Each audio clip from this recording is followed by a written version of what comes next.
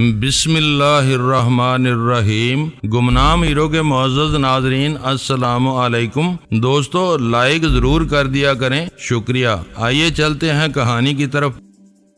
آئی مین کو بھنک مل گئی کہ تم نے مجھ پر ہاتھ ڈالا ہے تو وہ مجھے زندہ نہیں چھوڑے گا۔ اس نے ہر اس آدمی کو اپنے راستے سے ہٹانے کا فیصلہ کیا ہوا ہے جو اس کی سلامتی کے لیے ذرا بھی خطرہ پیدا کر سکے۔ ہمیں چکمہ دینے کی کوشش مت کرو، میں نے درست لہجے میں کہا۔ یہاں سے تمہاری گلو خلاصی اتنی آسان نہیں ہے۔ اپنی باتوں کے ہیر پھیر سے تم ویرا یا کسی اور کو فریب نہیں دے سکتے۔ تم کو کچھ دنوں کے لیے ہمارا مہمان رہنا ہوگا، پھر میں آئی مین کی واپسی تک تمہاری پناہ میں رہنا چاہوں گا۔ اس نے مزید کسی بحث میں پڑے بغیر براہ راست وہی بات کہی جو اس سے پہلے خالد بھی کہہ چکا تھا۔ میری واپسی میں دیر ہوئی اور یہ بات پھیل گئی کہ مجھے اغوا کیا گیا تھا تو خبر اس کے کانوں تک پہنچ جائے گی۔ وہ میرے خون کا پیاسا ہو جائے گا۔ وہ تمہارا خون پیے یا تمہاری ناز برداری کرے، یہ تمہارا مسئلہ ہے۔ تمہاری آسانی کے لیے ہم کوئی خطرہ مول نہیں لیں گے۔ میں نے اپنے لہجے میں درستی برقرار رکھی۔ گورڈین کی ملتجانہ نگاہیں ویرا کی طرف اٹھ گئیں۔ میں وعدہ کرتا ہوں کہ تم کو دغا نہیں دوں گا، اس کے ساتھ میں تم کو بھی جانتا ہوں۔ تم سے وعدہ خلافی کروں تو اپنے ہاتھوں سے میری گردن کاٹ دینا، میں اف تک نہیں کروں گا۔ ابھی اسی کمرے میں آرام کرو، ویرا نے سپاٹ آواز میں کہا۔ دیکھتے ہیں کہ تمہارے لیے کیا کیا جا سکتا ہے۔ خالد کے علاوہ تم نے جن دو آدمیوں کو آئی مین کے پاس بھیجا تھا، ان کے نام پتے کیا ہیں؟ میں دوبارہ کام کی بات پر آ گیا۔ یہ بات میرے ذہن میں سرایت کر چکی تھی کہ اس بار ہر اس آدمی کو قرار واقعی سزا ملنی چاہیے جس نے آئی مین جیسے خطرناک مجرم کا ذرا سا بھی ساتھ دیا ہو۔ اول خان ڈسپلن کا آدمی تھا، اس کی جیب میں قلم کے ساتھ جیبی نوٹ بک بھی موجود تھی۔ اس نے گورڈین کے بتائے ہوئے دونوں نام اور پتے نوٹ کر لیے۔ گورڈین سے ہمارا کام ختم ہو چکا ہے۔ میں نے اول خان کو آنکھ سے اشارہ کیا اور دروازے کی طرف بڑھ گیا۔ یہ تو کچھ بھی نہیں ہوا، اول خان نے کمرے سے کچھ دور نکل آنے کے بعد پزمردہ آواز میں کہا۔ تم نے دھیان نہیں دیا، گورڈین نے آئی مین کی آمد کا مقصد واضح کر دیا ہے۔ میں نے جواب دیا۔ یہ بات میں شروع سے ہی سمجھ رہی تھی۔ ویرا نے درمیان میں دخل اندازی کی، مگر میں نے زبان نہیں کھولی کہ تم لوگ اسے خوش فہمی اور مبالغہ آرائی قرار دے کر میرا مذاق اڑاؤ گے۔ سچ بات یہ ہے کہ اس وقت میرے اور تمہارے ناموں نے امریکہ میں بڑے بڑوں کی نیند اڑائی ہوئی ہے۔ یہ عجیب بات ہے کہ آئی مین کے حوالے سے آنے والا ہر قیدی یہاں رکنے پر مصر ہے۔ اول خان بڑبڑایا۔ پہلے خالد تھا، اب یہ آ گیا۔ اسی سے تم اندازہ لگا لو کہ نیا آئی مین کتنا خونخوار ہے۔ اس نے اپنے ہر زر خرید کے دماغ میں اپنی دہشت بٹھائی ہوئی ہے۔ ویرا بولی۔ نتیجہ سامنے آئے بغیر کوئی کسی سے یوں دہشت زدہ نہیں ہوتا۔ میں نے اول خان کے دفتر میں داخل ہوتے ہوئے کہا۔ اس ملعون کے فرمودات اپنی جگہ خاصے سنگین رہے ہوں گے۔ ان میں دہشت کا عنصر پچھلے چند روز کی سنسنی خیز اخباری کہانیوں نے بھرا ہے۔ اس کے بارے میں شائع ہونے والے مواد سے یہ تاثر ابھرا ہے کہ وہ اپنے لیے خطرہ بننے والے ہر شخص کو اپنی اور پرائے کی تمیز کیے بغیر کسی خون آشام بھیڑیے کی طرح چیر پھاڑ کر رکھ دیتا ہے۔ تم ٹھیک کہہ رہے ہو۔ ویرا بلا توقف مجھ سے متفق ہو گئی۔ میرا ذہن اخباروں کی طرف نہیں گیا تھا، مگر میں حیران تھی کہ اس کے لیے کام کرنے والے اس سے اس قدر دہشت زدہ کیوں ہیں۔ اب بات سمجھ میں آ گئی ہے۔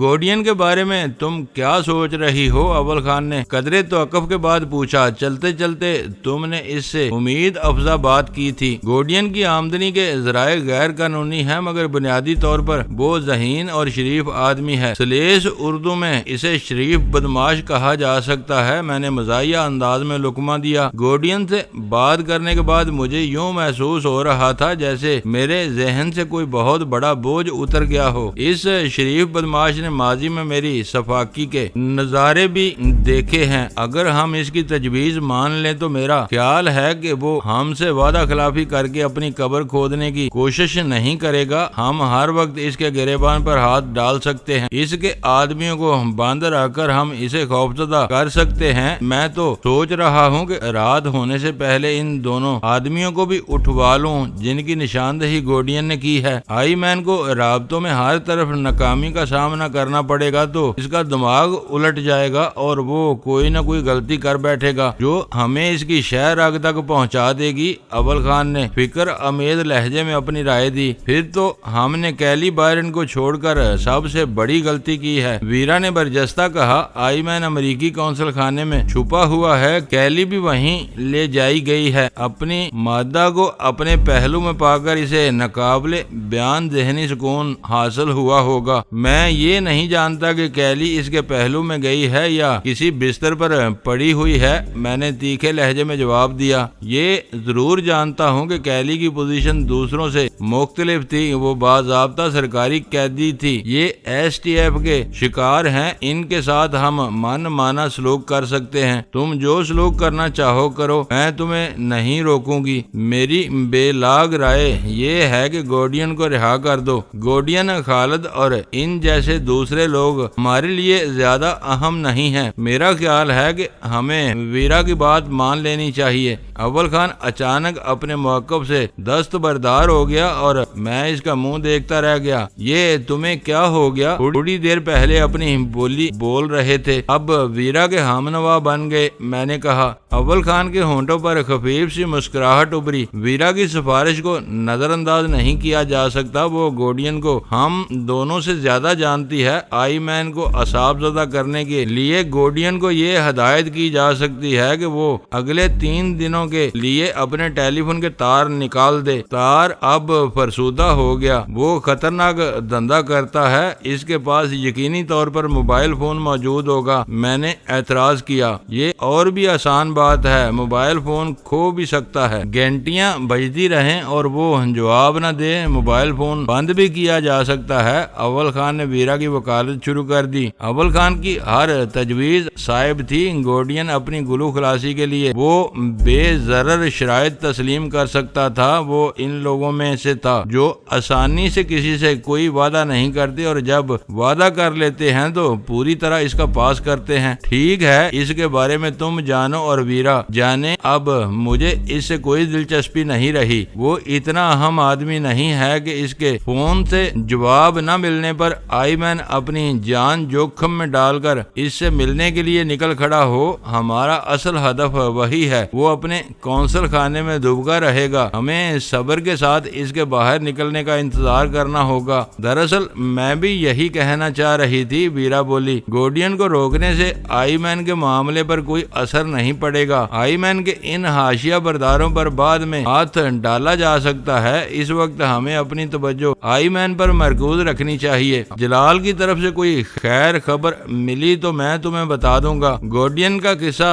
طے ہوتے ہی میں نے کرسی چھوڑ دی، میرے ساتھ ویرا بھی اٹھ کھڑی ہوئی۔ میں کوشش کروں گا کہ خالد سے بھی جان چھوٹ جائے، اس نے مجھ سے ہاتھ ملاتے ہوئے کہا، پھر میرا ہاتھ تھامے اپنی میز کے پیچھے سے باہر نکل آیا۔ میں نے لاکھ کوشش کی کہ وہ تپتی ہوئی دھوپ میں باہر نکلنے کے بجائے ہم دونوں کو برآمدے سے ہی رخصت کر دے، لیکن وہ نہ مانا۔ برآمدے سے اتر کر بیرک کی اوٹ میں کھڑی ہوئی گاڑی تک ہمارے ساتھ آیا اور ہمارے روانہ ہونے تک وہیں کھڑا رہا۔ کیا میں جان سکتا ہوں کہ تم گورڈین پر اتنی مہربان کیوں ہو رہی تھی؟ اسٹیشن 4 کی چیک پوسٹ سے کھلی سڑک پر نکل آنے کے بعد میں نے احتجاجیہ لہجے میں اس سے سوال کیا۔ تمہارا لہجہ تضحیک امیز ہے، اس نے نرمی سے کہا۔ وہ پاکستانی ہے اور سب سے بڑھ کر میرا ہم مذہب بھی ہے، دوسرے عیسائیوں سے تم نے کبھی ایسے لگاؤ کا مظاہرہ نہیں کیا۔ میں نے تلخی سے سوال کیا، اس میں ایسی کیا خاص بات ہے؟ تم بلا وجہ اس کی طرف سے حسد اور رقابت کا شکار ہو رہے ہو؟ ایسی کوئی بات نہیں تھی، اس نے کھنکدار ہنسی کے ساتھ جواب دیا۔ مجھے یہ پٹی پڑھانے کی کوشش نہ کرو، تم خود بتا چکی ہو کہ اس نے تمہیں نقاب کے بغیر دیکھا ہوا تھا۔ تھا۔ اس میں بھی کوئی غیر معمولی بات نہیں تھی، اپنے اعتماد کے کئی ساتھیوں سے میں عام حیثیت میں ملا کرتی تھی۔ یہ سراسر غلط بیانی ہے، میں شی میں C1 ہوا کرتا تھا، پھر بھی میں اس وقت تک تمہارا چہرہ نہیں دیکھ پایا تھا جب تک تم مجھ پر خود مہربان نہیں ہوئی۔ جہانگیر D1 تھا، مگر اسے آخر تک پتہ نہ چل سکا کہ بلیک کوئین کون ہے۔ آخر تم ان باریکیوں میں کیوں الجھ رہے ہو؟ اعتماد عہدوں پر نہیں افراد پر کیا جاتا ہے۔ اس کے ہونٹوں پر ایک عجیب سی آسودہ مسکراہٹ کھیل رہی تھی، جیسے گورڈین کے خلاف میرے خیالات جان کر وہ دل ہی دل میں محظوظ ہو رہی ہو۔ یہ میرا ذاتی معاملہ تھا، تمہیں اس سے کیا لینا ہے؟ ویرا، میں نے لمحہ بھر کے لیے سڑک پر سے نظریں ہٹا کر اسے گورا، پھر دوبارہ سڑک پر توجہ مرکوز کرتے ہوئے کہا، میں نے اپنی زندگی کسی خانقاہ میں نہیں گزاری، میں مردانہ خباستوں کو اچھی طرح سمجھتا ہوں۔ تمہاری طرف دیکھتے ہوئے اس مردود کی آنکھوں میں ایک عجیب سی پر امید اور چمک نظر آنے لگی تھی۔ سچ سچ بتانا کہ وہ تمہاری کسی خلوت کا ساتھی تو نہیں تھا؟ آخری سوال کسی آتش گیر لکیر کی طرح میرے ذہن میں کوندہ اور بے ساختہ الفاظ کی صورت میں میری زبان پر آ گیا۔ ویرا کی دبی دبی فخر آمیز ہنسی سن کر مجھے احساس ہوا کہ اس وقت میں نے اپنے مردانہ وقار کے منافی بات کی تھی۔ وہ خیال ذہن میں آ ہی گیا تھا تو اسے زبان پر نہیں آنا چاہیے تھا۔ تو یہ کہو کہ تم اس سے رقابت محسوس کر رہے ہو؟ اس نے نرمی سے میرا بایاں بازو دباتے ہوئے کہا، میں نے تمہارے سامنے کبھی پارسائی کا دعویٰ نہیں کیا۔ میرا ماضی کسی کھلی کتاب کی طرح تمہارے سامنے ہے۔ تم سے ملنے سے پہلے میں مردوں سے مٹی کے کھلونوں کی طرح کھیلنے کی عادی تھی، ایسے کھلونے جن سے بچے اپنا دل بہلاتے ہیں اور جب اکتا جاتے ہیں تو انہیں کوڑے دان میں پھینک کر ہمیشہ کے لیے بھول جاتے ہیں۔ مگر گورڈین کے ساتھ ایسی کوئی بات نہیں تھی۔ تم میرے تجربے کو جھٹلانے پر تل گئی ہو تو میں تمہاری بات مانے لیتا ہوں۔ میں نے اپنا سر جھٹک کر کہا، مگر میں یہ جانتا ہوں کہ گورڈین کی نظروں میں تمہارے لیے بے انتہا اپنائیت تھی۔ اس وقت میرا دل چاہ رہا تھا کہ انگلیاں مار کر اس کی دونوں آنکھیں پھوڑ دوں۔ ڈینی، اس نے میرا بازو تقریباً نوچتے ہوئے تحیر زدہ خوشی کے ساتھ پوچھا، کیا تم سچ کہہ رہے ہو؟ تمہیں معلوم ہے کہ آپس کی باتوں میں جھوٹ نہیں بولتا، میں نے آہستگی سے کہا۔ اس وقت میں خوش ہوں، بہت ہی زیادہ خوش ہوں کہ آج پہلی بار پتھر کو جھونک لگی ہے۔ تمہاری آنکھیں ہمیشہ مجھ سے کچھ کہتی رہتی ہیں، لیکن تم نے اپنا مردانہ برہم رکھنے کے لیے اپنی زبان پر خاموشی کے وزنی کفل ڈالے ہوئے ہیں۔ خدا کا شکر ہے کہ آج تم کچھ بولے ہو، میری وجہ سے تمہیں کسی مرد پر غصہ آیا ہے۔ یہ میرے لیے فخر اور غرور کا مقام ہے۔ ایک ذرا سی بات کو افسانہ نہ بناؤ، تم ہماری امان میں آئی ہوئی ہو، میں یہ برداشت نہیں کر سکتا کہ کوئی مرد تم پر بری نظر ڈالے۔ ویرا مانی خیز انداز میں ہنس پڑی اور میرے پہلو میں چٹکی لیتے ہوئے بولی، اب بات بنانے کی کوشش مت کرو، حقیقت بے ساختہ الفاظ کا روپ دھار کر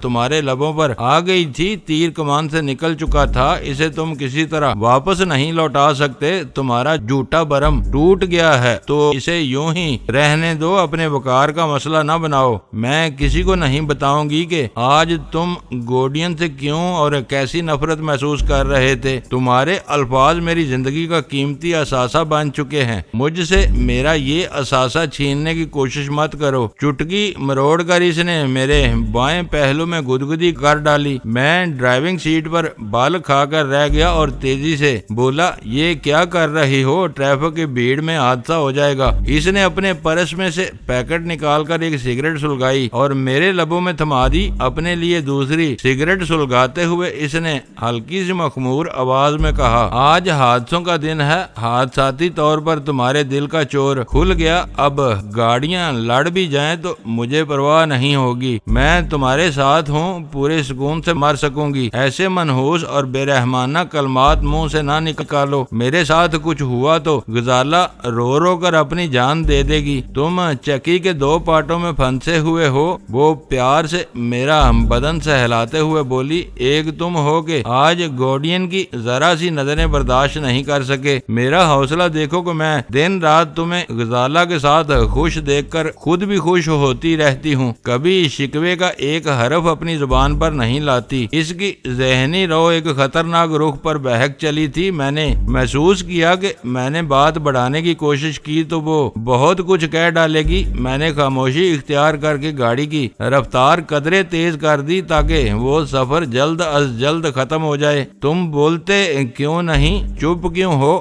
میری طرف سے کوئی جواب نہ پا کر اس نے مجھے ٹوکا۔ تم سب کچھ جانتی اور سمجھتی ہو، میں کیا کہہ سکتا ہوں؟ میری خاموشی ہی سب سے بہتر ہے۔ شاید تمہارے دل کو پچھتاوا لگ گیا ہے کہ غیر ارادی طور پر تمہارے دل کی بات تمہاری زبان پر کیوں آ گئی، وہ مجھے بولنے پر مجبور کر رہی تھی۔ ایسی کوئی بات نہیں ہے۔ اس وقت میرا ذہن آئی مین اور بن ڈیوڈ میں الجھا ہوا ہے۔ پتہ نہیں اس معاملے کا کیا حل سامنے آئے گا۔ میں نے مکاری سے کام لیتے ہوئے وہ بات چھیڑ دی جس میں ویرا اس روز حد سے زیادہ دلچسپی لے رہی تھی۔ تم دیکھ لینا کہ جلال کو مایوسی ہوگی، وہ میری چال بازی کو نہیں سمجھ سکی اور پھندے میں آ گئی۔ میرا مقصد اسے باتوں میں الجھانا تھا تاکہ اس کے ذہن سے محبت اور اپنائیت کا خمار اتر سکے۔ میں نے جلال کی کوششوں کی کامیابی کی توقع ظاہر کر دی۔ نتیجہ وہی نکلا جو میں چاہتا تھا۔ ویرا نے زور و شور سے بحث کا سلسلہ شروع کر دیا۔ اس بار میں مباحثے میں پوری سرگرمی سے حصہ لے رہا تھا۔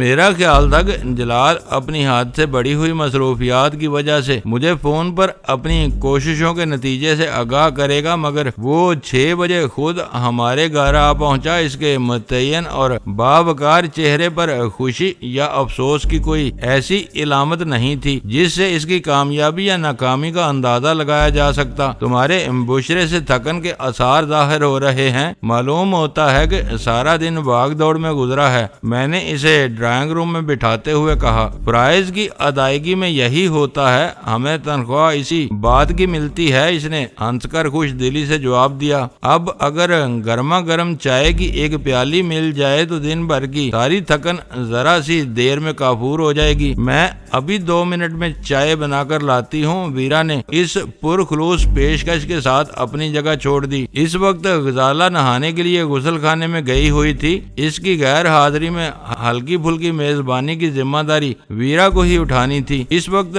تمہارے اعتبار کچھ پورے اسرار سے ہیں۔ ویرا کے جانے کے بعد میں نے سرگوشیانہ لہجے میں جلال سے کہا، تم نے خلاف معمول ابھی تک کام کی بات شروع نہیں کی۔ امیگریشن انکوائری کا کیا رہا؟ ابھی کوئی بات نہیں ہوگی۔ کچن سے ویرا کی آواز آئی، میں آ رہی ہوں۔ شاید اسے میری سرگوشی کی بھنک مل گئی تھی۔ ویرا کو آ جانے دو، جلال نے بلند آواز میں کہا۔ یہ تصدیق ہو گئی ہے کہ بن ڈیوڈ ہی آئی مین ہے۔ میرے لیے جلال کا وہ جواب کافی تھا۔ مجھے یقین تھا کہ اس نے ہر پہلو سے جائزہ لیے بغیر اس تصدیق پر اعتبار نہیں کیا ہوگا۔ میں نے اسے گوڈین کی کہانی سنانی شروع کر دی تاکہ کچن سے ویرا کی آمد تک باتوں کا سلسلہ چلتا رہے۔ یہ بھی ایک پہلو تھا۔ اچھا ہوا کہ تم نے اسے دیکھ لیا۔ اس وقت ہم کامیابی کے کسی موہوم ترین امکان کو بھی نظر انداز نہیں کر سکتے۔ اس نے پوری رویداد سننے کے بعد کہا، آئی مین مختلف ذرائع سے آدمیوں کو یکجا کر رہا تھا۔ کچھ نہیں کہا جا سکتا تھا کہ ان میں سے کون اس کا ڈرائیور تھا۔ سب سے اہم بات یہ ہے کہ گوڈین نے آئی مین کی یہاں آمد کا سبب بتا دیا۔ شاید اس نے ابتدا میں اپنے ساتھ ملنے والوں پر ذرا زیادہ اعتماد کیا تھا۔ ویرا نے چائے بنانے میں غیر معمولی پھرتی دکھائی اور ٹرے میں 4 پیالیاں لیے ڈرائنگ روم میں آ گئی۔ چائے پھیکی ہے، چینی اپنی اپنی مرضی کے مطابق ڈال لینا، اس نے ٹرے تپائی پر رکھتے ہوئے اعلان کیا۔ چائے نوشی کا آغاز ہونے تک آپس میں چند فکروں کا تبادلہ ہوا اور پھر ویرا کی تجسس کی رگ پھڑک اٹھی۔ ابھی تم ڈینی کو بتا رہے تھے کہ آئی مین کے پاسپورٹ کی تصدیق ہو گئی ہے، اس نے جلال سے مخاطب ہو کر کہا۔ میں نے یہ نہیں کہا تھا، جلال نے مسکرا کر اس کی تصحیح کی، میں نے بتایا تھا کہ بن ڈیوڈ ہی آئی مین ہے۔ اوہ، ویرا نے ہونٹ سکیڑ کر کہا، یہ تو اور بھی آگے کی بات ہے۔ یہ بات امیگریشن والے نہیں بتا سکتے تھے، یہ نتیجہ تم نے اخذ کیا ہوگا۔ مختلف ذرائع سے ملنے والی رپورٹوں کو یکجا کر کے صحیح ترین نتائج اخذ کرنا ہی میرا اصل کام ہے۔ امیگریشن والوں نے یہ تصدیق کی ہے کہ وہ پاسپورٹ اصلی ہے، کیلی اور بن ڈیوڈ میں سے کسی نے ابھی تک پاکستان نہیں چھوڑا ہے۔ اگر تم برا نہ مناؤ تو میں اس بارے میں کچھ بات کر لوں، ویرا نے جھجکتے ہوئے کہا۔ ڈینی نے مجھے فون پر تمہاری رائے سے آگاہ کر دیا تھا، اسی لیے میں خود یہاں آیا ہوں۔ تمہارے کچھ کہنے سے پہلے میں تمہیں چند باتیں بتا دوں تاکہ تمہیں میرے اخذ کیے کیے ہوئے نتیجے کی بنیاد کا علم ہو سکے۔ میں مفروضوں پر کام کرنے کا عادی نہیں ہوں، ہر وقت ٹھوس حقائق پر نظر رکھتا ہوں۔ ضرور یہ کام تمہارا ہے، مگر میں محض معلومات کے لیے کچھ جاننا چاہ رہی تھی۔ ویرا جلدی سے بولی، ان میں سے کوئی پاسپورٹ مسروقہ نہیں ہے۔ کراچی آمد کے وقت دونوں کے امیگریشن کارڈ یکساں تحریر پر کیے گئے ہیں، بس دستخط الگ ہیں۔ اس کا مطلب یہ ہوا کہ دوران سفر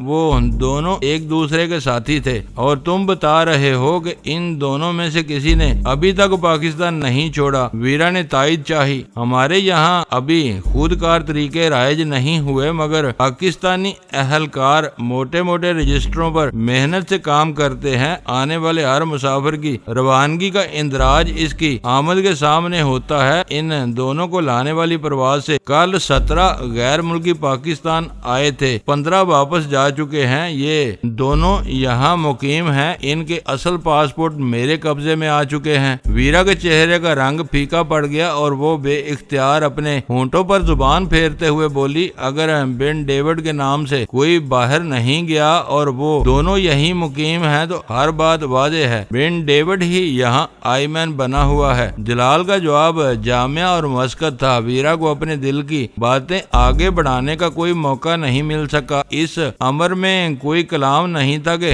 ویرا کے شبہات بہت زیادہ قرین قیاس تھے اور ان کا بروقت دور ہونا ضروری تھا۔ جلال نے پاسپورٹ برآمد ہوتے ہی بن ڈیوڈ کی تصاویر فوری طور پر ہر طرف پھیلا دی تھی، لیکن اسی کے ساتھ اس نے ان سفری دستاویزات کی کڑی اور فول پروف چھان بین کا بھی بندوبست کر لیا تھا۔ دونوں کی کارکردگی میں یہ فرق تھا کہ جلال خاموشی سے اپنے کام میں لگ گیا تھا، ویرا نے اپنے شبہات کا نکارہ بجا کر ہم سب کو تذبذب اور بے یقینی کی دلدل میں دھکیل دیا تھا۔ جلال نے اپنی کوششوں سے ہر ابہام دور کر دیا تھا۔ تم نے کوئی انوکھی بات نہیں سوچی تھی، میں نے ویرا کو اخلاقی سہارا دینے کے لیے نیم مزاحیہ انداز میں کہا۔ جلال کے ذہن میں بھی اسی قسم کے شبہات رینگ رہے تھے۔ اس نے کیلی سے روبرو بات کی تھی، اس لیے وہ اپنے اندازوں کے بارے میں پر اعتماد تھا۔ تم دور تھی اس لیے تمہارا یقین بہت کمزور تھا۔ شکوک و شبہات کے بادل چھٹ گئے ہیں تو اب ہمیں بھرپور وار کر دینا چاہیے۔ چند لمحوں کی خاموشی کے بعد ویرا بولی، بھرپور وار کرنے کی تیاریاں جاری ہیں۔ جلال نے بتایا، میری ایک ٹیم کے ارکان باری باری امریکی قونصل خانے سے نکاس کے ہر راستے کی نگرانی کر رہے ہیں۔ وہ 24 گھنٹے وہاں موجود رہیں گے اور بن ڈیوڈ کی جھلک دیکھتے ہی اس کا پیچھا کرنا شروع کر دیں گے۔ وہ بہت تیز اور متحرک آدمی ہے، میری اور ویرا کی سرکوبی کے لیے یہاں آیا ہے۔ وہ زیادہ دیر تک اپنے قونصل خانے کے چوہے دان میں بند ہو کر نہیں بیٹھے گا۔ میں نے جلال کی طرف دیکھتے ہوئے اس کی بات کاٹ کر پرخیال لہجے میں کہا، مجھے بھی اسی وقت کا انتظار ہے، وہ باہر نکلے گا اور پکڑا جائے گا۔ جلال نے امید ظاہر کی، یہ خطرہ اس کے ذہن میں بھی موجود ہوگا کہ قونصل خانے کی نگرانی کی جائے گی۔ ٹام اور نک سے کھلی کھلی باتیں ہونے کے بعد بن ڈیوڈ اور اس کے سرپرست بہت زیادہ محتاط ہو جائیں گے۔ میں نے ذرا محتاط رہتے ہوئے اپنی بات جاری رکھی، میں اپنی کسی بات سے جلال کو بھڑکانا نہیں چاہتا تھا۔ شاید تم کچھ کہنا چاہ رہے ہو مگر کہتے ہوئے جھجک رہے ہو۔ جلال بلا کا ذہین آدمی تھا، فوراً میری ہچکچاہٹ کو تاڑ گیا۔ امریکی قونصل خانے کے پاس بند گاڑیوں کا پورا بیڑا موجود ہے، جس میں صبح کی رفتار بختر بند گاڑیاں بھی شامل ہیں۔ وہ کسی بند اور محفوظ گاڑی میں اسے نکالنے کی کوشش کر سکتے ہیں۔ میں نے کہا، میں نے بتایا نا کہ میرے